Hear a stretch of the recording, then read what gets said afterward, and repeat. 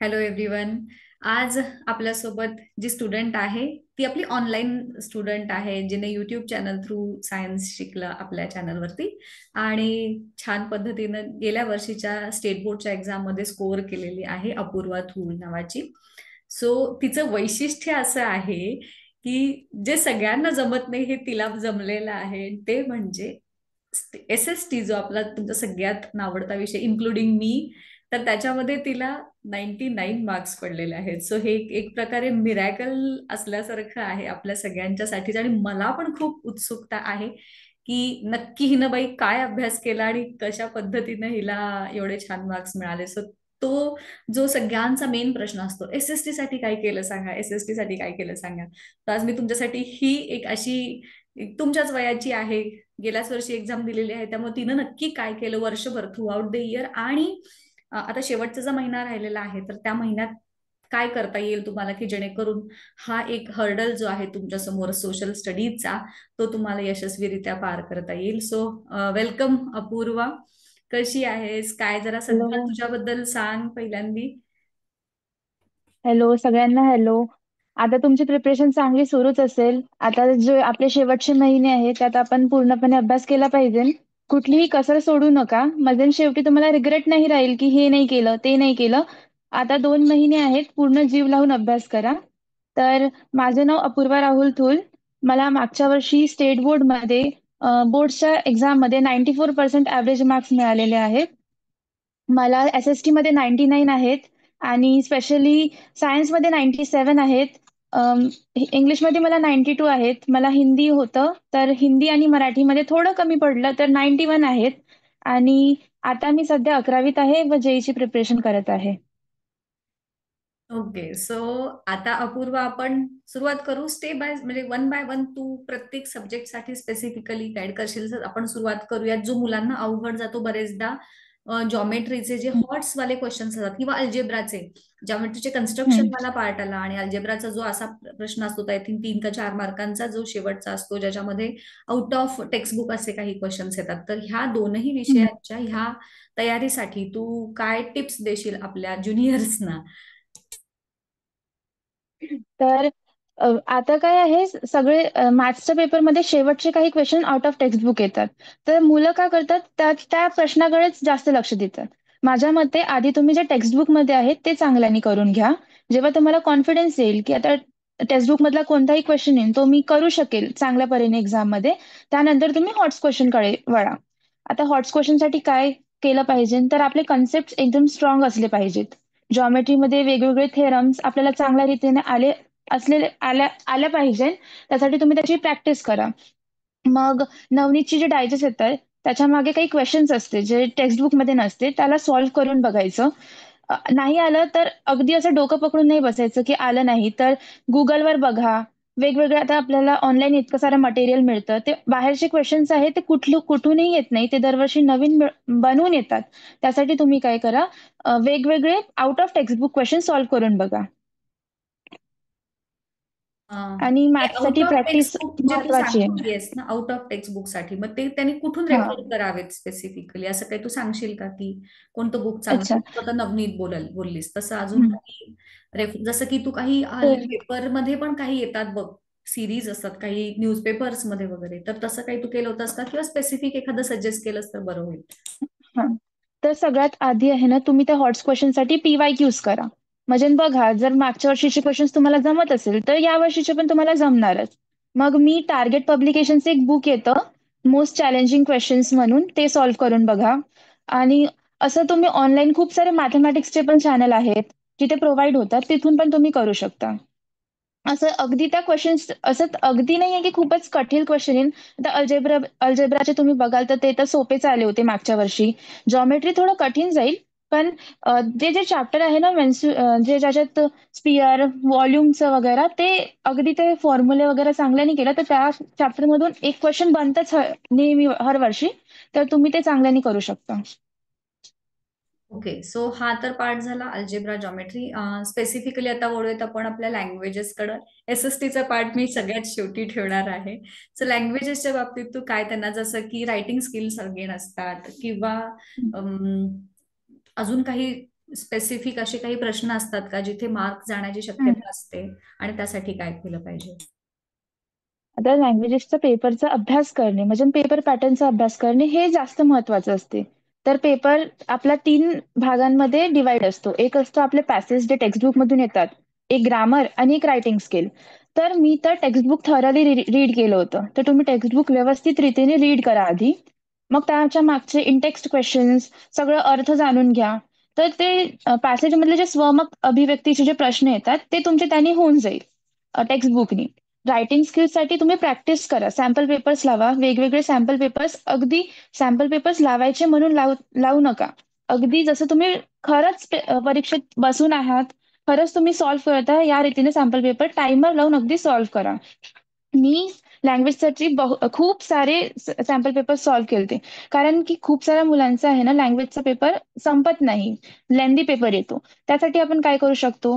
त्यासाठी आपण प्रॅक्टिस. तुम्ही लेंदी पेपर सॉल्व्ह करून बघा. मग तुम्हाला कळेल की कोणत्या कोणत्या क्वेश्चनमध्ये तुमचं कुठे कमी पडत आहे हे जाणून घ्या.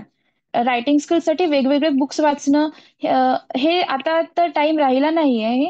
पण तुम्ही काय करा वेगवेगळे कोट्स वगैरे असे थोडे आठवणीत ठेवा जे तुम्हाला तिथे हेल्प करेल. आतापर्यंत तुमची प्रॅक्टिस झालीच असेल रायटिंग स्किल्सची, पण जे लेटर वगैरे आहे त्यांचं जर तुम्ही फॉर्मॅट आठवणीत ठेवला व्यवस्थित, तर सहजरीतीने तुम्हाला तिथे मार्क्स मिळू शकते. ग्रामरचे जे 1 मार्कचे क्वेश्चन आहे ते आपल्या हातातले मार्क्स आपण म्हणू शकतो. तिथे तुम्ही कुठल्याही परीने जाऊ देऊ नका. जे ते मार्क्स म्हणजे ग्रामरचा पार्ट एक्झामच्या पहिले तुमचा कमीत कमी 3-4दा रिवाइज झाला पाहिजे. प्रत्येक एक्झामच्या आधी तो तुम्ही रिवाइज करा. ओके. सो हे झाले छोट्या छोट्या टिप्स. आता हा जो आता राहिलेला महिना, आपण 1.5 महिना म्हणता हं. येईल, पण नंतर तर तुमचे प्रॅक्टिकल्स आणि सगळे एक्झाम सुरू होतील. तर ह्या राहिलेल्या महिन्यामध्ये त्यांनी लँग्वेज वरती कसा फोकस करावा की जेणेकरून they can score maximum out of this? हं. तर लँग्वेजेसमध्ये आपण बघितलं तर सर्वात इझी मार्क्स स्कोरिंग आहे पोएम ॲप्रिसिएशनमध्ये. तर आता तुमच्याजवळ टाईम आहे तर तुम्ही त्या पोएम ॲप्रिसिएशनची समरी बनवा. म्हणजे की पॉइंट्स लिहा, जिथून तुम्हाला मार्क्स मिळू शकेल. आता मॅमचे काही व्हिडिओज आहेत त्यावर तुम्ही YouTube चॅनलवर बघू शकता मॅमच्या. तिथे तुम्ही समरी बनवा व ती रोज वाचा. आता तुम्ही 1.5 महिना वाचल्यावर काय होईल, ते तुम्हाला समजू येईल आणि पेपरमध्ये लिहिताना ती नॅचरली निघेल. जो चेकर आहे त्याला वाटेल की तुम्ही ते कुठल्याही प्रकारे लर्न नव्हतं केलं, ते स्वतःहून लिहिलं आणि तुम्हाला जास्त मार्क्स मिळू शकते. अजून आता टेक्स्टबुक रीडिंग करून घ्या एकदा व तुम्ही स्वतःहून अ, काय म्हणू शकतो रे आपण, तुम्ही स्वतःहून क्वेशन्सची हे करा.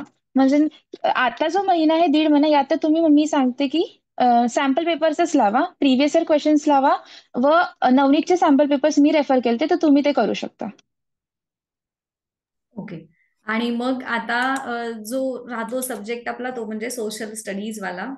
सो सोशल स्टडीज मध्ये हं. काय असं तू नक्की केलं होतंस ते तुझी पहिल्यांदा स्ट्रॅटेजी सांग. आणि मग आता उरलेल्या महिन्यासाठी ह्यांनी काय केलं पाहिजे की जेणेकरून त्याच्यातही मॅक्सिमम स्कोर, कारण ते येऊ शकतो का, तर तू त्याचं उदाहरण आहेसच की अगदी आउट ऑफ सुद्धा मार्क पडतो. तुझा 1 मार्क कुठे गेला होता बाय द वे, तो जो एकच कमी झाला? मला वाटते की तो MCQ मध्ये गेला असेल. एक्झॅक्टली. नेहमीच असं होतं की हां. 1 मार्क जो नेहमी जो जातो तो एक म्हणजे 1 मार्कच्या क्वेश्चन मध्येच जातो बरेचदा. बाकी तर कुठं ब्रॉड आन्सर वगैरे तर आपली बऱ्यापैकी तयारी झालेली असते. सो माझ्या मते जसं सायन्सचं असेल, सायन्समध्ये देखील तुला छान मार्क होते, मग त्याच्यासाठी तू काय स्ट्रॅटेजी केलेली होतीस तयार? आधी मी सायन्सचं सांगेल तर सायन्ससाठी पण टेक्स्टबुक रीडिंग खूप महत्वाची आहे. जर तुम्हाला सायन्समध्ये मार्क्स हवे असेल तर तुम्हाला टेक्स्टबुक वाचावीच लागेल. तुमच्याकडे दुसरा पर्यायच नाही. आणि माझं असं होतं की मला प्रत्येक लाईन म्हणजे प्रत्येक लाईनचा अर्थ तुम्हाला आला पाहिजे टेक्स्टबुकच्या, इतकं चांगल्याने तुम्हाला टेक्स्टबुक वाचायचं आहे. मग मुलं काय करतात ते जे बॉक्स असतात, do you remember, please remember, त्याला असे सोडून देतात. पण ते खूप महत्वाचे आहे. मला असं वाटतं की त्यातूनच MCQ येतात आणि तिथेच तुमचे मार्क्स जातात. तर ते जे 99 स्कोर होतं ना, ते तिथेच कटलेले मार्क असतात.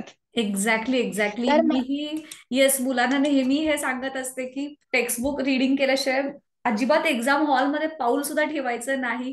कारण एक तरी प्रश्न असा असतो की जो कधीच विचारलेला नाही. जसं गेल्या वर्षी तुमच्या ह्याच्यात आय थिंक 2 प्रश्न असे आलेले होते की जे हा. थोडेसे ट्रिकी होते, आणि ज्यांचं टेक्स्टबुक रिडिंग प्रॉपर झालेलं नाही त्या मुलांना ते नक्कीच अवघड गेलेले असणार आहेत. अदरवाईज रिडिंग ज्यांचं प्रॉपर होतं त्यांना काही प्रश्न नसेलच आलेला. त्यामुळे सायन्समध्ये तर टेक्स्टबुक रिडिंग हा म्हणजे तुम्ही सोडूच शकत नाही असा एक पार्ट झाला. आणि ऑब्व्हियसली पेपर्स सॉल्व्ह करणे हा एक एक त्याची प्रॅक्टिस. पेपर जितके तुम्ही सॉल्व्ह कराल तितके तुम्हाला क्वेश्चनची जास्त व्हरायटी लक्षात येते आणि तुम्ही हम्म. चांगल्या पद्धतीनं प्रिपेअर करू शकता.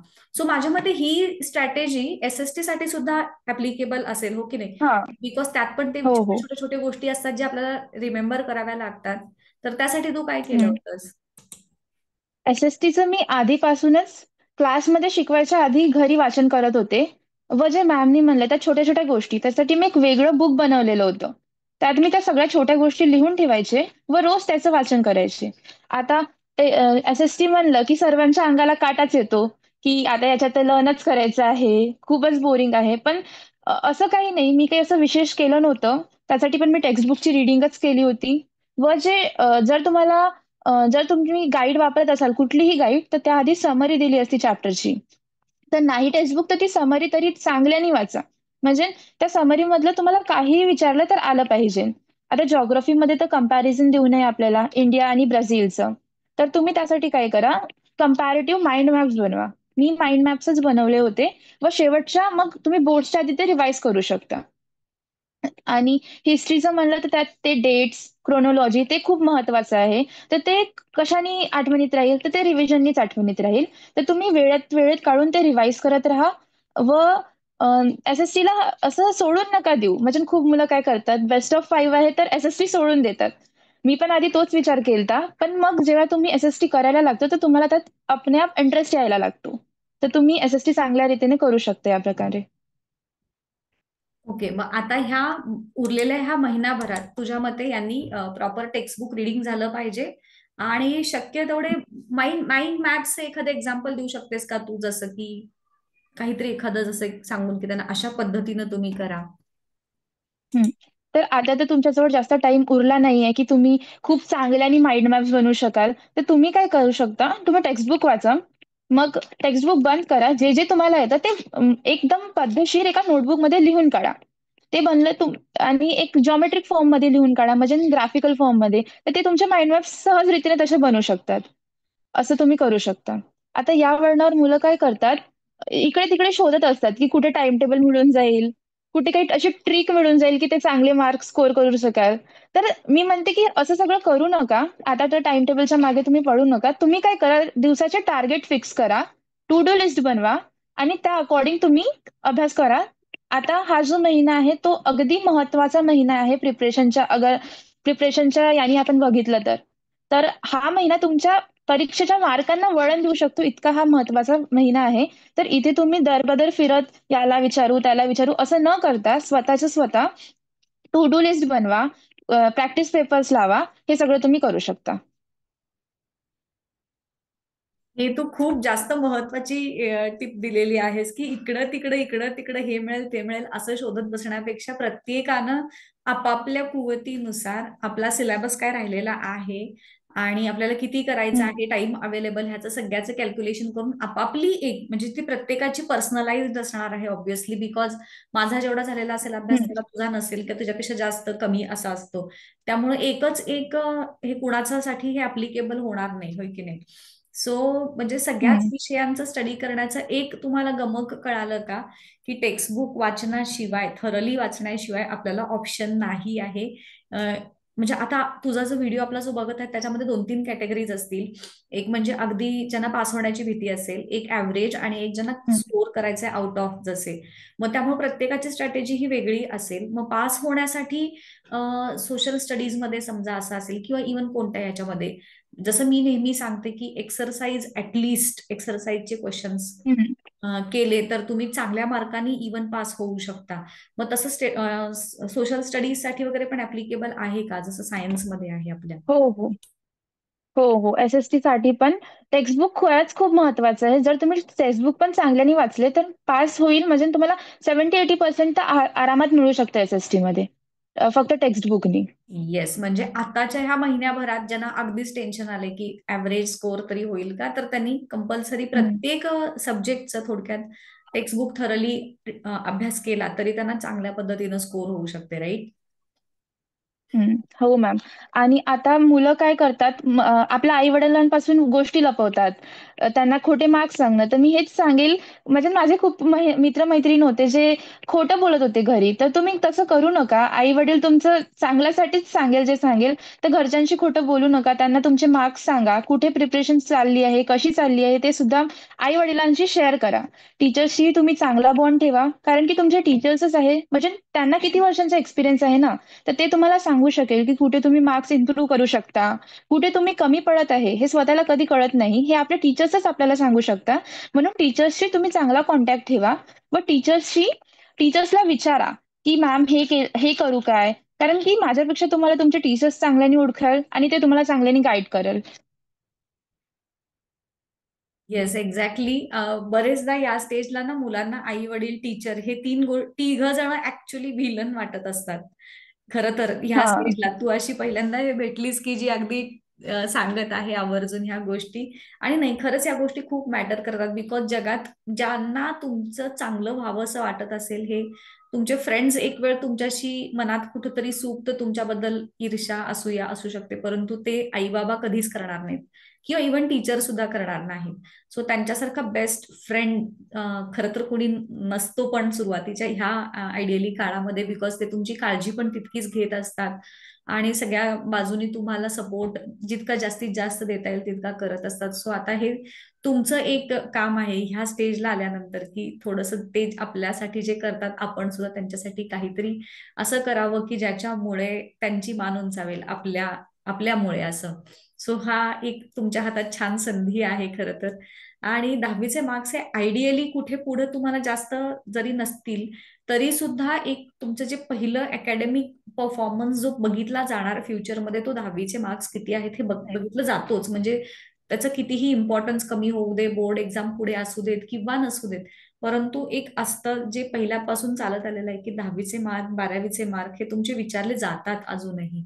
आणि ती एक जी पहिली अचिव्हमेंट आहे तुमची अकॅडमिक, ती एक छान असावी असं एक प्रत्येकानं आपापल्या डोक्यात ठेवून त्या पद्धतीनं अगदी, म्हणजे हा महिना जरी राहिला असला, ह्या महिन्यामध्ये तुम्ही अगदी मन ओतून अभ्यास केला तरी मिरॅकल होऊ शकतात. अगदीच जसं जसं आता गेल्या व्हिडिओमध्ये आपल्याला श्रीजानं सांगितलेलं होतं की तिचा अभ्यास झालाय म्हणून ती अगदी रिलॅक्स राहिली होती आणि शेवटच्या महिन्याभरात तिनं तो अभ्यास जितका करायला पाहिजे होता तेवढा केला नाही, त्यामुळे अभ्यास होऊन सुद्धा त्याचा ब्रशअप न झाल्यामुळे तिचा त्याचा फटका बसला होता. सो हा महिना हं, तुम्हाला घडवू आणि बिघडवू दोन्ही पण शकतो. सो जितकं मॅक्सिमम पॉसिबल तितका ह्याचा चांगल्या पद्धतीनं युटिलायझेशन करा आणि उगाच अननेसेसरी जे स्क्रोलिंग म्हणतो किंवा सर्चिंग म्हणतो आपण, त्यावर न घालवता आपापलं एक तयार करा रुटीन आणि त्या पद्धतीनं कामाला लागा, हो ना? सो हां. अजून तुला काही काही टिप्स द्यायच्या आहेत का ह्या स्पेसिफिकली ह्या महिन्यामध्ये त्यांनी फॉलो कराव्यात, जसं की डाएट असेल किंवा रुटीन असेल, जसं की झोप झोप बऱ्याच जणांचं असतं की हं. झोप येते किंवा काय, असं एक जनरल तुला काही त्यांना सजेशन्स द्यायचे आहेत का? हं. तर या महिन्यात काय असतं, मुलांना खूप टेन्शन असतं. म्हणजे माहीत नाही, तितकं टेन्शन घ्यायची गरजही नाही, पण मुलं घेतात. सोसायटीचं प्रेशर म्हणू शकते. सगळेजण म्हणतात, की तुझी परीक्षा येते, तर इतकं टेन्शन घेऊ नका. जे व्हायचं म्हणजे ते गोष्टी घडत जातात. तुम्ही फक्त अभ्यास करा आणि आता तुमचे शाळेचे पण काही शेवटचे दिवसच महिनेच उरलेले आहेत, तर मजाही करा तितकीच. मित्र भेटा. खूप लोकं काय करतात, स्वतःला कंपेअर करतात. तर ते करू नका. सगळ्यांची प्रिपरेशन वेगवेगळी चालू असते. सगळे आपल्या-आपल्या रीतीने करत असते. तर तुमच्या फ्रेंडची कंपॅरिझन करू नका. आपलं माझी पण एक मैत्रीण होती शाळेत, खूप स्पेशल आता पण आहे ती. तर तुम्ही काय करू शकता, एक दुसऱ्यांना कन्सेप्ट समजवून द्या. खूप लोकं हे करत नाही. आपण जर बघितलं तर. त्यांना जर तुम्ही कोणाला कन्सेप्ट समजून देत आहे, तर याचा अर्थ हा नाही की तुमचा कन्सेप्ट वीक होणार. तर तुमचा स्ट्राँगच होणार आहे कन्सेप्ट. तर तुम्ही ते करू शकता. आता मी सांगणार झोप. झोप मुलं खूप कम कम झोप कमी घेणे हा उपायच नाहीये. झोप तुम्ही कमी घ्याल तर तुमचं जे डोकं आहे त्याची कॅपॅसिटी खरंच कमी होऊन जाते. मी तर 6-7 तासाची झोप घेत होती रोज. तर झोपावर तुम्ही दुर्लक्ष करू नका.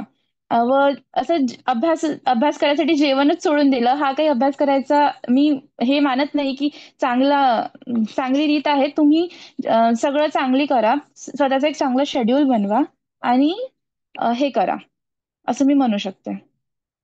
अ, व मी सांगेल की खूप लोकं आपल्या मोबाईल फोन्स यांनी पण डिस्ट्रॅक्ट असतात. तर असं नाही की तुम्ही सोडूनच द्या. तुम्ही ते पण वापरू शकता. पण डिस्ट्रॅक्शन आणि बघणं, फोन बघणं आणि फोनने डिस्ट्रॅक्ट होणं यात फरक आहे. तर तुम्ही ती लाईन जी आहे ती चांगल्या रीतीने ओळखा व डिस्ट्रॅक्ट होऊ नका. तुम्ही वापरू शकता पण डिस्ट्रॅक्ट नका होऊ, असं सांगेल. येस, हा ही खूप जास्त महत्वाची गोष्ट आहे. बिकॉज आता आपण काहीतरी कारणासाठी घेतो मोबाईल आणि कसा वेळ जातो कळत नाही. सो त्याचा वाईज वापर हा जर तुम्ही केला तर नक्कीच ते तुमच्यासाठी युजफुल पण ठरू शकतं. सो ह्या अपूर्वानं दिलेल्या ज्या तुमच्यासाठी खरं तर सूचना म्हणतात येईल किंवा एक गायडन्स आहे, तर त्याचा तुम्ही नक्कीच चांगल्या पद्धतीनं तुमचं स्कोअर बूस्ट करण्यासाठी वापर करू शकाल. आज अपूर्वा आपल्यासाठी इथे वेळ काढून आली त्याबद्दल खरंच थँक्यू सो मच अपूर्वा. आणि yes, thank you all the ma'am. Best for your future. Thank you.